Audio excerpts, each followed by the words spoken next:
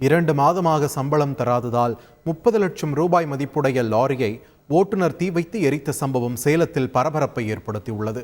சேலம் மாவட்டம் ஓமலூர் அருகே உள்ள தாரமங்கலம் காவல் நிலையத்தில் இந்த சம்பவம் நடந்துள்ளது. காவல் நிலையம் முன்பு லாரியை கொண்டு வந்து நிறுத்திய ஓட்டுநர் திடீரென டீசல் டேங்கை திறந்து தீ வைத்த சம்பவம் அதிர்ச்சியை ஏற்படுத்தியது.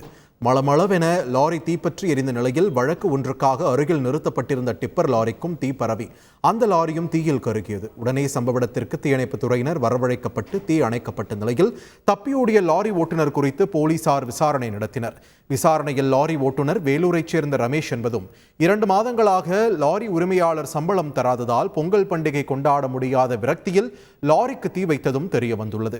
தொடர்ந்து போலீசார் விசாரணை நடத்தி வரும் நிலையில் சுமார் 30 லட்சம் ரூபாய் லாரியை 12,000 ரூபாய் பணத்திற்காக தீ வைத்து கொளுத்தி விட்டதாக லாரி உரிமையாளர் சுந்தரம் வேதனை தெரிவித்தார். ரமேஷ் வேலூர் டிரைவர் ஓடிட்டு இருந்தாரு. கோயம்புத்தூர் லோடு இறக்கிட்டு பற்ற வேலை செஞ்சுட்டு நேற்று சாயங்காலம் தான் கணக்கெல்லாம் கொடுத்தாரு. கணக்கெல்லாம் முடிச்சுட்டு அவருக்கு வந்து படிக்காசு ஒரு 12,100 ரூபா தரணும். சரிப்பா பணத்தை வாங்கிட்டு போவேன் என் வண்டியில் இருன்னு சொல்லிவிட்டு நான் தாராமல் வந்துட்டேன். ஒரு 10 மணிக்கு கூப்பிட்டு சாப்பாட்டு காசு வேணும்னாரு 1000 ரூபா பணமும் போட்டுவிட்டேன். இவர் போய் தண்ணி போட்டுவிட்டு என்ன பண்ணாரா தெரியலைங்க. போய் வண்டி எடுத்து வந்து தாராமல் ஸ்டேஷனுக்கு முன்னாடி நிற்க வச்சு வண்டியை ஃபயர் பண்ணிட்டாரு. வண்டி கம்ப்ளீட்டாக எரிஞ்சு போச்சு. எப்படி பார்த்தாலும் இந்த வண்டியினுடைய மதிப்பீடு பார்த்தீங்கன்னா 30 லட்ச ரூபா வரும். என்னால் தொழில் பண்ணாத சூழ்நிலைக்கு உணர்ந்து விட்டுட்டாரு, இறப்பு விட்டுட்டாரு. அந்த இறப்பு எப்படி ஈடுகட்டும்னு தெரியல. செய்திகளை உடனுக்குடன் தெரிந்து கொள்ள உடனே சப்ஸ்கிரைப் பண்ணுங்க.